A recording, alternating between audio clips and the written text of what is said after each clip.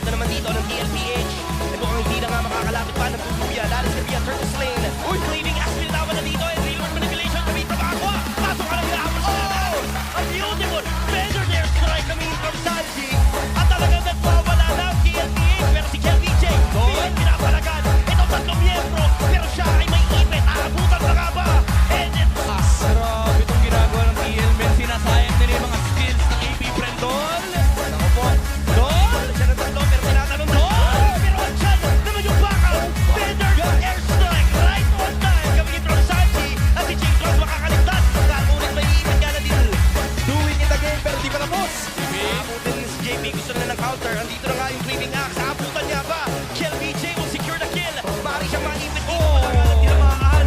So, It's just really a choke point para sa AP Bren. Nandun na naman si Pa. napakaganda ng alien play na gagawin dito ni JP. Pero kahit hindi niya pa nabubuo yun, siyam na libo na ang kalabanan ngayon ng Cavalry. They're gonna take as much as they can. A kill is gonna happen para sa AP Bren.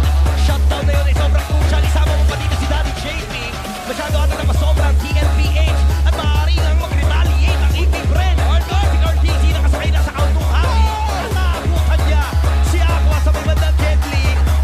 Napakabigyan pa rin magiging sequence. Nawala ako kayong shield. Yun na nga lang sana yung binabaguhan nila. Kaso nga lang mukhang magagawan sila ng play. Real manipulation para maipit si Sanji. Yung Tori lang ang gusto lang ipitin. Pero napakaganda na better air strike. Makuha sila ng Tori. Napakaganda talon mula kay Sandlord. Hinahabol na ang mga miyembro sa loob ng base mismo. Habang nag-base lock yung mga miyembro dito ng KelVH. Ang tanong, magiging ilang pa. Pero mukhang mag-i-clear naman yung mga minions. AP Bren will live another day. Pero mukhang hindi pa rin tapos ang TLPH. Itutuloy-tuloy na yata nila. Nagpas kalahati na yung buhay ng base. Kaso nga lang naipit siya. Napakaganda sana ng attempt. Kaso siya ay nag-fake. RTC with a mega kill. Para siyang makakaganda dito. Pero napakasakit na rin. Ng damage na binibigay. May ipit sila sa loob ng base. At nakapitalize na rin. Depensa pa rin ang tuloy. Lumilipad ang ibon. Umakasok ng TLPH. Kanina nakita natin. Ayan na, pamasok na naman. Nagkamali ata sila dito ng silip. KelVJ ang nabigyan. Napakaganda na sipa ng ginawa dito kay Aqua.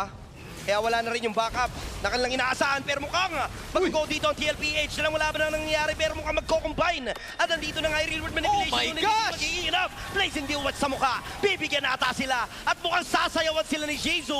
Kaso nga lang hindi ata magiging Jizu! enough. Pero ngayon, ipapalag pa. Siya na lang ang matitira mag-isa. But that is gonna be a clean wipeout para sa TLPH. And may minions sila nakasama. Kayang-kaya. At matatapos ang unang game para sa TLPH. Tila may hinahabol na sketch.